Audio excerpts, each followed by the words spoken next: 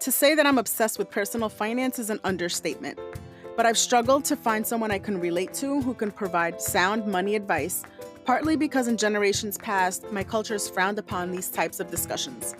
The Check Your Money podcast was created in my quest to find a space of support and network of people just like me that want to grow financially.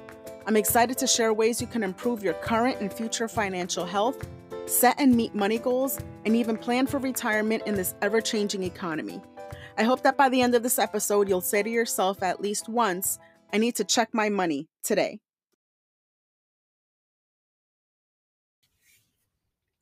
Hi, and welcome back to Check Your Money. Thank you so much for your support. I don't know about you, but I was raised not to talk about money, especially with my family. I'm about to blow that up, sort of. So I come from a Latino household, and you're not supposed to cry poverty, as my mom says. My dad did the food shopping, and I learned how to work the sales by going food shopping with him. I watched my dad basically have an allowance after my mom paid the bills, and when they got divorced, I saw this whole other version of my dad. This version spent money. He ate T-bone steaks and paella. He carried a wad of cash. He refinanced his house so many times, he kept rolling leases into each other for his car, and he died bankrupt. Literally, his bankruptcy was discharged like 2 weeks before he died. My mom, on the other hand, who didn't do the shopping because she hated it and still does, now had to go. So this is when I learned how to cut toothpaste and use napkins and tissues. I don't know if it was because she was strapped or because she truly did hate shopping, but I still won't ask her.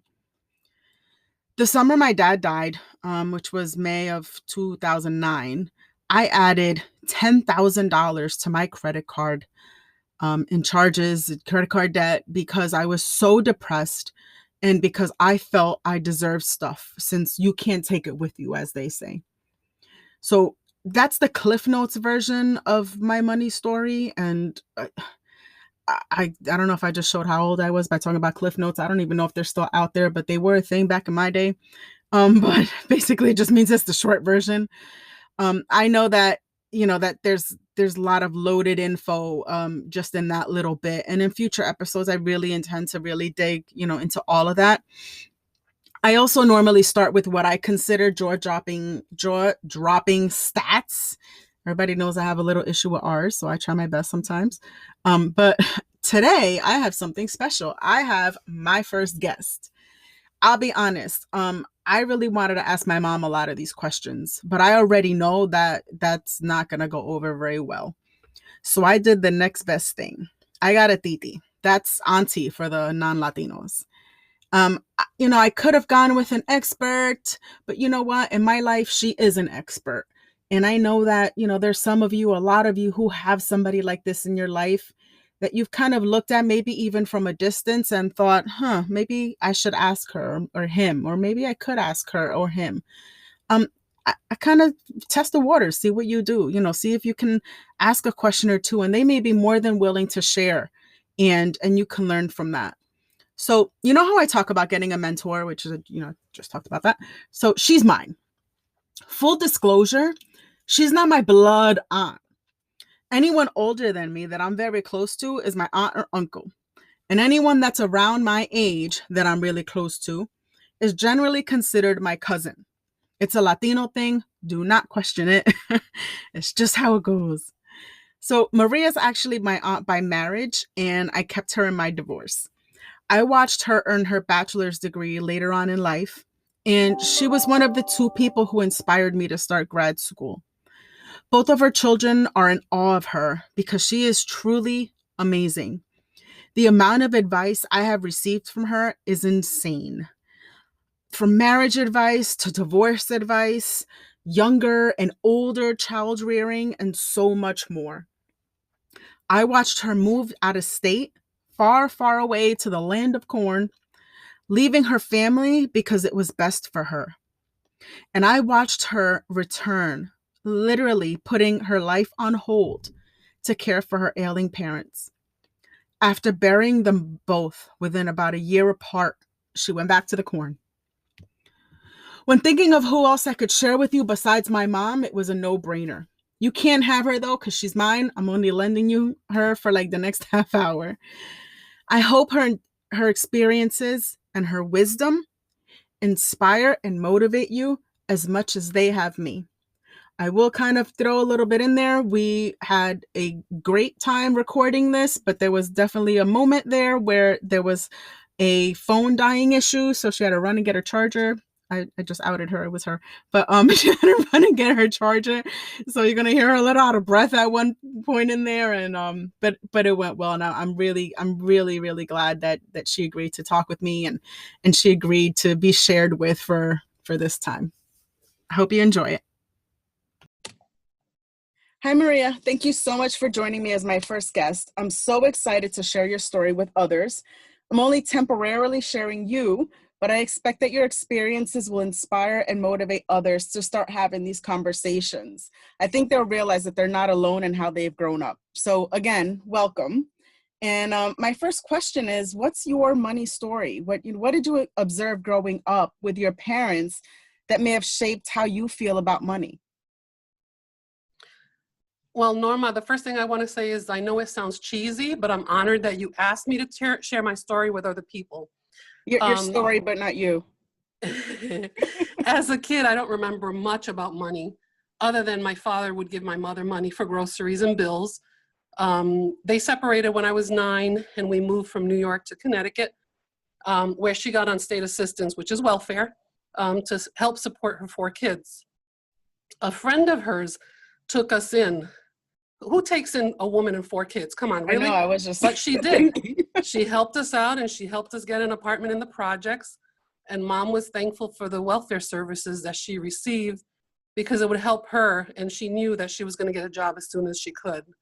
I don't remember when, but she did quickly get a job working at a factory as a seamstress to support us. I know she received some type of child support because I remember hearing her talk about it once. Not in a bad way, because she never spoke badly about my father. She made enough money to provide for us, and we were never without anything. We had a cake every birthday. We had Christmas gifts every year. Sometimes she would say she could not give us what we wanted, but she could give us what we needed. Yeah. I did not receive an allowance because, let's be real, Puerto Ricans don't pay their kids to do chores. We were told to do chores and we did them. I'm not saying that if we asked for a few dollars, we wouldn't get it, but we weren't paid to do housework. We really did not talk about money other than talking about if we wanted something, we had to work for it. Okay. All right. So again, I'm definitely feeling some of that stuff because I don't recall ever getting an allowance either. But, I've always said my dad gave me what I wanted and my mom gave me what I needed.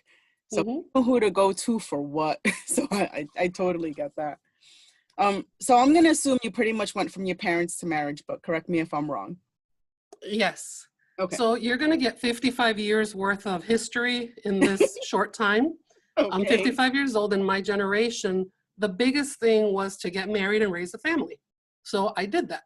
I graduated high school, and 1 month later, I went from being someone's daughter to someone's wife, then a few years later to someone's mother. I don't regret any of my experiences. I only wish I had been older. I would have taken more control of my decisions. Okay. I'm taking a moment to actually breathe that in, because as long as we've known each other, there's definitely, I think, some things I'm going to learn right now that I didn't know before. So you are. Okay. All right. Let's move past that for a second. I mean, I kind of just said, like, I got married the day after I graduated college, but to think that to get married right after high school, just, I mean, it's only a 4-year difference, but still, like, that's not enough time to even think about who you are as a person. So it's not. Right? I get that. All right. So got married. Who was in charge of money?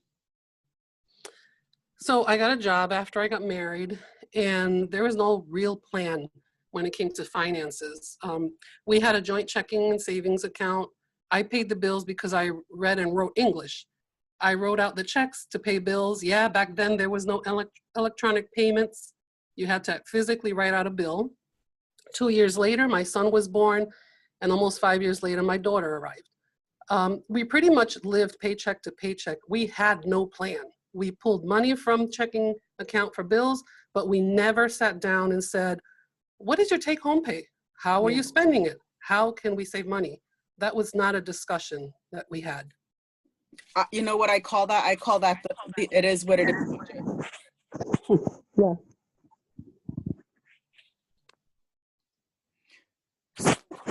I'm curious, did you have to run purchases or like spending past him? No, unless it was a big purchase, I didn't feel that I needed his permission to buy something. But I always told him what I was going to buy. We, I don't know how, but we managed to save a little money for a house. Back then, first-time home buyers just needed a small deposit, a very small deposit, and closing costs, and you could buy a house. Then, 10 or years so later, 10 or so years later, our finances were kind of going into some debt. So we took out a debt to consolidate all our loan. A loan to consolidate all our debt, about $15,000. And then a year later, I found a credit card bill in the mail that had about another $5,000 racked up, which I had no idea. And when I questioned about the bill, what I got was, how did you think these things were being paid? Again, there's no discussion, no plan about money. Years passed and we divorced amicably. We had nothing to do with money. And we're still one of the few divorced couples that are still friends, as you know. Yeah, I think you and I are both in that where nobody can understand why we're such good friends with our exes. Yeah, exactly. It can be done. Oh yeah. So now you're a single mom. Did you think differently about money? Like, how did that go? It was a real struggle. After we divorced, we sold the house, and I found myself with no budget, not knowing how to balance a checkbook or how to pay rent. I remember one year my sister coming to visit me on my birthday. She brought bags full of groceries. She said that she thought it would be the best gift that she could give me so that the kids could have good snacks and good food. Of course I cried because that was an amazing gift. Yeah. I managed to save some money and got an apartment. I then started budgeting. I was making about $15 a year. An hour, sorry, $15 an hour. Got about $75 for child support per week and was paying $850 a month plus utilities plus oil and supporting 2 kids. I had set up direct deposit for the child support, and about $220 a week I had to set aside for my check so that I could pay bills. So I definitely had to learn to budget because I didn't have that before. And now I was just counting on my income to provide for my kids. I had to use direct deposit to help me budget. And there were times that my kids, again, wanted pizza, wanted McDonald's. I couldn't even afford to give them that. Okay. So I want to move on to education because you're one of the 2 people who inspired me to go back for my master's degree when I did. I want to know, and I know, you went back to get your degree, let's just call it later on in life. Why didn't you go sooner? And what prompted you to go back and finish when you did? So I didn't get a degree because I went, as I said, from being a high school grad to a wife. Mm-hmm. No one told me any better. I started taking classes just before my divorce in 1997. I took 1 class every semester. I had a payment plan and paid cash. Now that I was divorced, I wanted a better chance to provide for my kids. If I got a degree, it would be the first person of my generation to finish college. And to us, that's really important. Yeah. I was never encouraged by my counselor to go to college, not even a community college. He never even mentioned college. Oh, I've got this stories. Was something I wanted for me. I married young and had kids young, so this was not an option at the time. Every job that I saw available wanted that piece of paper showing a college degree. I wanted a better job. I wanted that piece of paper. As a Latina, to me, a college degree is important. It's a way for you to advance in life and achieve what you want. Get a job you want and enjoy, and of course, make better money. Yeah, no, I definitely agree with that. As expensive as it is, I feel that it's a worthwhile thing to do. And I think it's more important for us, because I think that we don't have the same opportunities that are available to others. And I think that having that degree sometimes gets us not even just a promotion, but gets us in the door. So I completely agree with that. So I know the answer to this, but for all those listening, did you remarry? Yes, I did. I met someone, and shortly after, he buys a house. He pays for the house, and I move in with him. My son went to live with his dad prior to that. My daughter came to live with us. The house is not in my name. I have no rights to it. These things I did not think about or had the nerve to talk to him about. He's Puerto Rican, but I learned that this was a man raised by a wise mother with the sense to talk to him about life, going to college, saving money, making your life better. His parents told him he did not have to pay rent as long as he went to college. He told me the same thing. As long as I'm taking classes, I would not pay for household expenses. So I'm thinking, sweet, I don't have to pay anything. But I was working full time. I started an accelerated program, taking a full course load per semester. I was making my car payments. I was paying by semester for my classes, paying my bills, supporting my daughter. And we finally got married in 2004, and our finances were kept separate. We never talked about it. Okay, and why was that? Like, why did you feel the need to and I kept my finances separate, so I know my answer, but why was that important for you guys? Just because you didn't talk about it, and so it was kind of like better left unsaid? Yeah, it was just, we just never talked about it. We never sat down and said, okay, this is what we're both bringing in. This is how we're going to do it, how we're going to pay things. It just didn't happen. I don't think it was anything malicious or anything, any intent behind it. It's just, it didn't occur. Yeah. I know for us that's one argument. I mean, we didn't really argue at all, actually, but we never had a money issue. And by money issue, I mean, we never had a why did you spend such and such kind of issue, because we kept things separate. His money was his money, mine was mine. We paid bills together, split it down the middle. And there was no, he could spend as much as he wanted on Ruby Tuesdays. I didn't really care, what he did. Right. He didn't question me when I went to Kohl's and Victoria's Secret. So everything was great. Exactly. So, all right. So what did you teach your kids about money? I want to say, and I hope that I taught them that it's important to work hard and learn the value of a dollar. I mean, I tell my kids it's important to work hard to get what you want, because no one's going to be out there giving it to you. Yeah. I feel that they now have to work harder to get what they need and want because they didn't choose to go to college.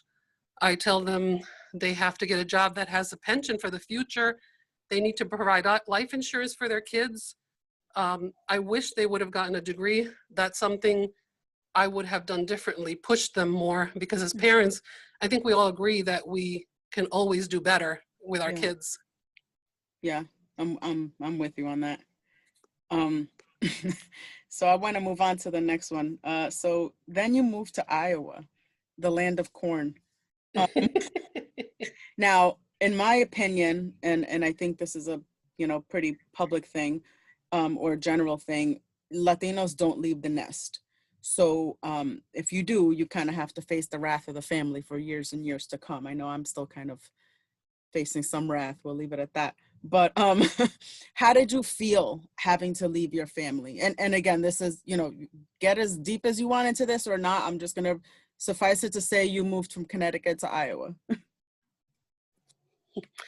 So My husband had been out of work for a year and a half. He had been laid off and he got a job offer in Iowa. So of course we took it because we had nothing coming in that was substantial for both of us to, continue paying the house and so on. The hardest thing was telling my mother that we were moving 1,200 miles away. Um, to this day, I have the guilt of leaving my kids and grandkids and moving away. I tell myself that the kids have their own lives and we parents are on the sidelines waiting for little scraps from our kids, right? I convince myself that I'll be fine, but we don't leave our families. We're always within reach. We're nearby. If they call, we run. So this was really hard for me to do. Um, I don't know if I would do it again because it takes its toll on me every day being away from my family. I don't think my kids would be okay with, I didn't think my kids would be okay without me, but I think they're managing without me. They've managed to move forward. Of the past 8 years that I've been here, I've spent almost 4 back home with my parents as their health declined. I was thankful that my husband had the patience for me being away. My dad once said to me that my husband has the patience of a saint because if it was him, he would have kicked my ass out to the curb a long time ago. But while I was in Connecticut, I used up my savings that I had saved, and then I was using my credit card for daily expenses because I was running out of money. I was still taking classes at this time. I finally got my bachelor's degree in 2017. It took me 20 years to get that degree. Both my parents were proud of my accomplishment. They were there for the graduation. Because I paid my classes as I went, I can say that I had no debt when I got my diploma. Life happens and it gets in the way, but you have to finish what you started. But by then I financially started to wise up and be more aware of what I wanted and what I needed. So I started saving a little more money. I even got life insurance policy, which is something that we don't get because if you talk about life insurance or wills, you're only telling somebody they're gonna die. But that's another topic. So I think the important part, or one of the important parts, that was a loaded answer. And I only say that because I know a lot of those details. But number one, it took you 20 years to get your degree. And Yes. anyone that has had to put their education on pause, I think it's important for them to know that you can unpause that later on. I know, Absolutely. yeah, I know when I was in college, I actually worked for a lawyer. She was maybe in her 50s, I don't, 40s, 50s. And she had just become a lawyer because she waited until her kids graduated from college to go to law school. Hmm. So, and in my mind, that taught me that it's never too late. Like you can do this at 40, 50 years old. Like it's okay, to pause, and then come back to it. The other important thing I think about what you just touched on was having to come back to Connecticut temporarily. And by temporarily, it was definitely a few years, but you came back to take care of your parents. And I think that was very unique in a sense that you left your husband behind in order to do that. And that is definitely very admirable. Um, So, had they talked about maybe like end of life care, or like did any of that? And I know you just said, we don't talk about wills, we don't talk about life insurance because then, they're gonna die. But was there any kind of discussion on how things should go? So my first experience as a caregiver was 4 months after my now husband and I moved in together. His mom died and we brought his dad to live with us. His brothers had no way to take care of him. So this is what we do. We take care of our parents. We are the caregivers. We don't even consider a nursing home. We take the responsibility to take care of those who cared for us. When he died, my mom asked if his sons had to pay for the funeral expenses, and I told her that his mom had prepaid hers and his arrangements. Hmm. There were no bills to pay. At that moment, she decided that the best gift she could give her kids was to plan for her own funeral and pay for it. And I remember shopping for caskets with her. It wasn't eerie because I knew why she wanted this for her family. Mhm. She didn't want to leave us with a burden of taking up a collection to bury her. That was the best gift she could give us. So when mom started planning for her funeral, I started talking to her about finances and wills. About 10 years before mom got dementia, she asked me to be joint on her checking account. She wanted me to manage her money if it's something that needed to be done. And, you know, I was humbled by that because she trusted me with her money that she worked hard to save. With that little money she made over the years, she was able to save, you know, with the little money she was able to save. And you can't talk about money in her generation. You don't understand. The generation didn't trust banks. And if you're older than me, I'm 55, you never know who's listening on the phone. So you can't even talk about money on the phone. So she'd call me and talk to me and say some cryptic message over the phone to me, which meant she was coming over the house to give me money. It's Oh just my kind of God. funny to say, but she never mentioned the word money. So, you know, she gave me one of those cryptic calls and she called me one day and she comes over and she handed me $5,000 cash. Okay. A few weeks later, I get another phone call from her and the same thing, you know, oh, you know, I want to talk to you about something I'm going to bring you. And she stops by and gives me another 5,000. So then a few more weeks later, she does the same thing. So now I know the code, you know, of course, now I wised up to it. She came by and brought me another $5,000. I couldn't believe it. She had saved $15,000. And I asked her where she had this stored. And for reasons of not outing anyone, I'm not going to go into the numerous places in her house where she hid the money. At that point, I contacted the daughter-in-law of a girlfriend who worked for a big name financial company.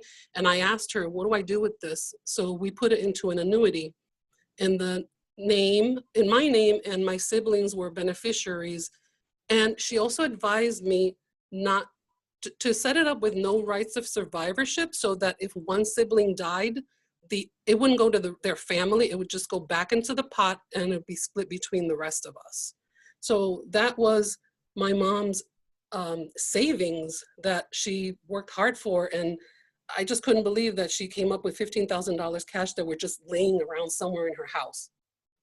Yeah, and I think that a lot of immigrants, especially, you know, not trusting banks, end up doing the 5 gallon water bottle, the 5 gallon water jug thing, and and then cashing it out and then putting the money in their mattress. So that was a big thing that I think I saw a meme actually where like somebody had their head like underneath the mattress, and this is like the Latino bank because they won't go to an actual institution. Yep, yep.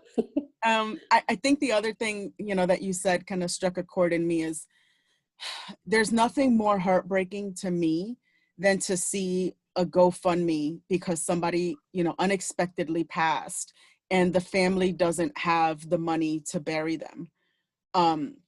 So one of the most important gifts I think you can give your children is to prepay a funeral, or at least leave some sort of small life insurance policy. You can even get like a $20,000 life insurance policy to cover a funeral, because I've lost my dad, and the most you're grieving. You don't want to have to worry about, all right, and now how much is this going to cost and where am I going to get it? And I've seen one too many Yeah. GoFundMe, and it's heartbreaking every time because I'm like, oh my God, they didn't leave a life insurance policy. What? But so ha- so speaking of that, speaking of funerals and whatnot, how do you feel? Like, do you feel like you're prepared for retirement as, either by yourself or as a couple? Like, how do you feel if you're ready for that? So I just want to jump back to what you just said about funerals. Mhm. I tell you that my mom was prepared, but my dad was not. And we had to take that lead, and family was so generous that we didn't have to pay Oh, for anything else other than what we all contributed. So my dad was not prepared for his expenses for his funeral. We had to come up with that. But anyway, when I moved back to Iowa, like I said, I started focusing more on money, and I started a payment plan. Somebody told me, oh, save the amount of money per week in a year. So week 1, you save $1. Week 2, you save $2, and so on. Week 52, you save $52. So it could give you a little over $1,300. So I did that, and I was able to pay off my credit cards that were at 29.99% that I lived off of while I was taking care of my parents. So I really started getting serious and started making more of a sacrifice. I wasn't in school anymore, so I had to pay my bills. My husband wasn't giving me that leeway, so we shared everything. We talked about money. I started saving a few $100s a week. And I have a little more money. I don't have enough to retire.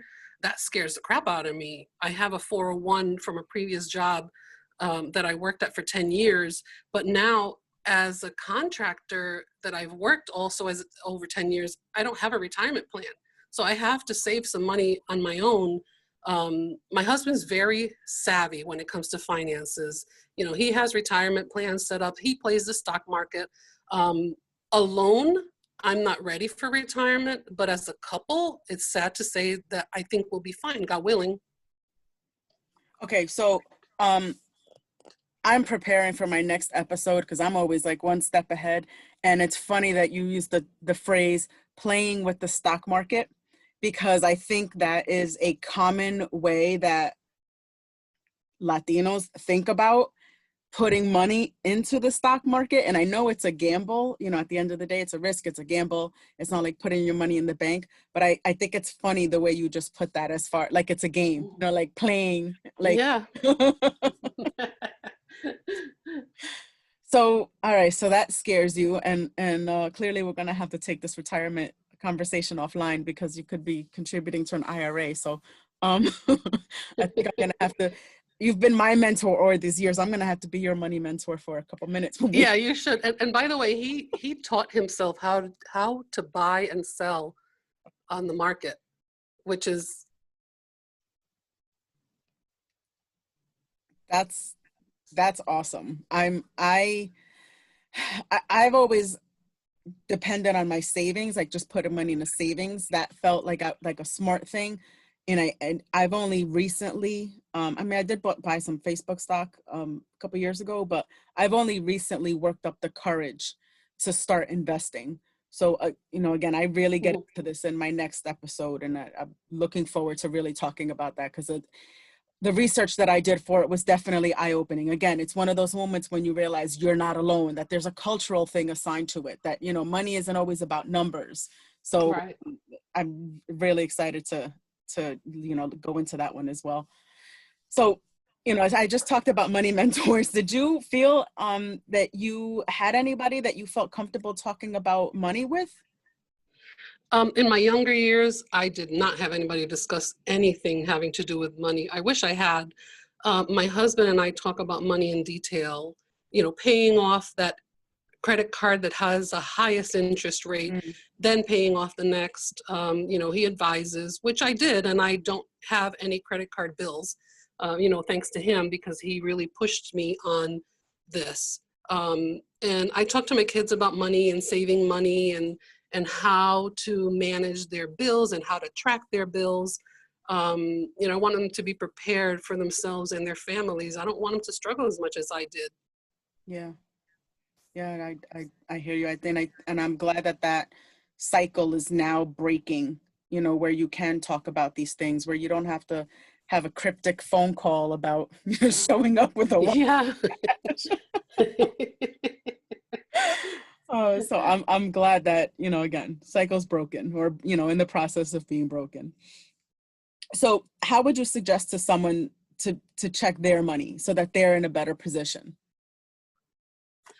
So when you told me about your podcast, I listened to that podcast, all the episodes that you uploaded. It was amazing.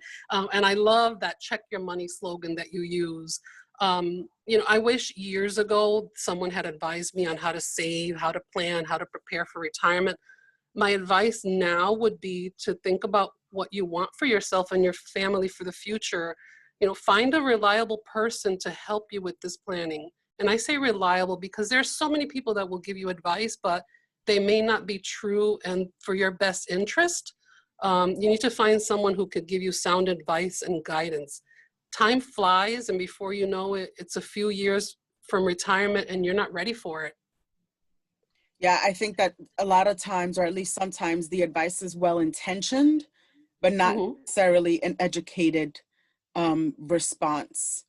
Um, and I also I kind of want to go back to, when I told you about my podcast. So it's funny you say that. So I definitely suffer from imposter syndrome, and I have been very active on Instagram. I'm now active on LinkedIn, and I've got a separate Check Your Money page on Facebook. But I was almost afraid to share what I was working on in my own personal pages.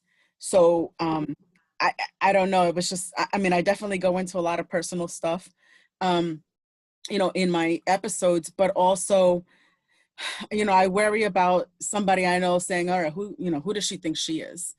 And I'm starting to get past that. I'm starting to break through that. So I think it was kind of funny that you said, like, I had just told you about it. I've been working on it for a couple months, but I just I just hadn't told anybody, because Okay, I'm like that. I I don't tell don't anybody tweet. I'm things. not on Instagram. I don't do any of the stuff that you young people do. All right. Actually, that's a perfect segue. So last question. What would you tell your 20-year-old self? Oh my goodness, there's so many things I would tell my 20-year-old self. If I could go back and give my 20-year-old self a message, Mm, it would be go to college, get your degree, get that experience right out of high school, because it's so hard to capture that later. It's hard to capture those college years, when you're 30 or 40 years old what and you life then happens. graduate when you're 50. Mhm. Find your passion and get that dream that you want that fulfills that passion. Because what you do now will prepare you for the future and prepare you to have a better future with your family, also financially and in any aspect.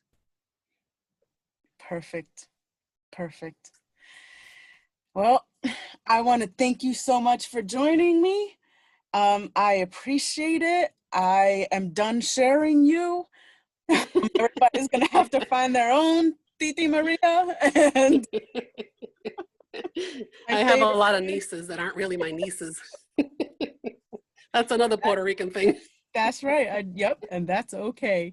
But thank you so much for joining me. I really appreciate it. I actually learned some more stuff about you I didn't know, so pretty exciting. And we're gonna have to talk about that IRA. Yeah, I look forward to it. Thank you.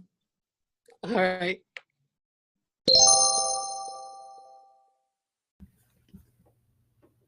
Check your knowledge. So again, I really hope you enjoyed the interview we just had with Maria. I hope that it opened your eyes as to maybe how things used to be and how things sometimes very much still are. Um, when I say check your knowledge on this one, I mean check your personal knowledge on maybe what's going on around you that might be similar to what you're going through, or something somebody may have gone through that's similar to what you're going through right now, that can help you get through this situation and feel better about it and know that you can come out of it. In the beginning, when I talked about my personal stuff, my dad with the money and me with the credit card debt and whatnot, the point of that was really just to show that we've all gone through something. We've all gone through something that may have changed the way we think about money, the way we feel about money, the way we handle money. Um, when I talked about that debt I went into when he died, again, I was grieving like really bad. And I really just was like, F it. I'm gonna do what I'm gonna do. I'm gonna go on this vacation. I'm gonna buy this stupid couch, and And again, it's real. And I don't think we talk about it enough.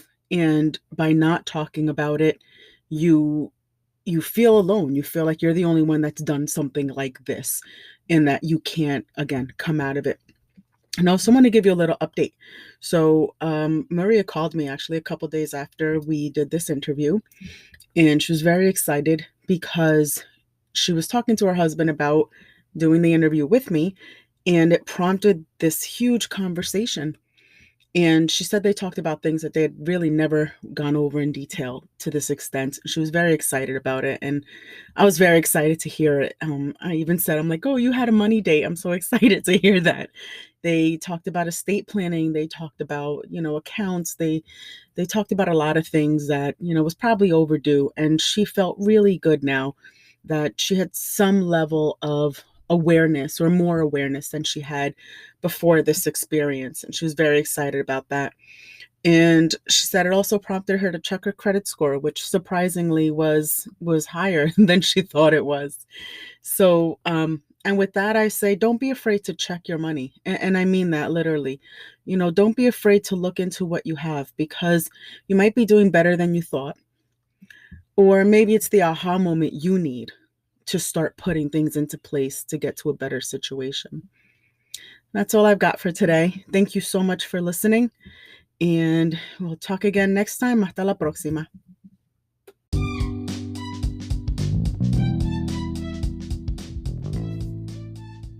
Thanks again for listening to the Check Your Money podcast. I would love to hear from you. You can email me feedback at norma@checkyourmoney.today.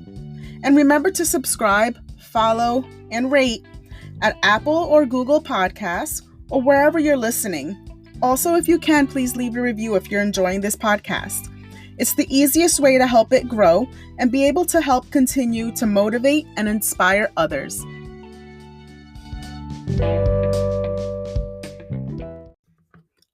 I don't know if you've heard about Anchor, but it is seriously the easiest way to make a podcast. The very best part about it is that it's free. They have creation tools that allow you to record and edit your podcast right from your phone, your computer, or your tablet. I was able to easily set up my podcast right from my iPad. Anchor will distribute your podcast for you, so it could be heard on Spotify, Apple Podcasts, Google, and many more. And last but not least, you can actually make money from your podcast with no minimum listenership. And because you're able to get sponsors right from your site, it just makes it so much easier. So it's everything you need to make a podcast in one place, which makes it so easy for anyone to use. Download the free Anchor app or go to anchor.fm to get started. The information provided in the Check Your Money podcast, associated social media accounts, and website is intended solely for the personal, non-commercial use of the user who accepts full responsibility of its use. While we have taken every precaution to ensure that the content of the aforementioned is both current and accurate, errors can occur. We accept no responsibility or liability for any errors or omissions in the content.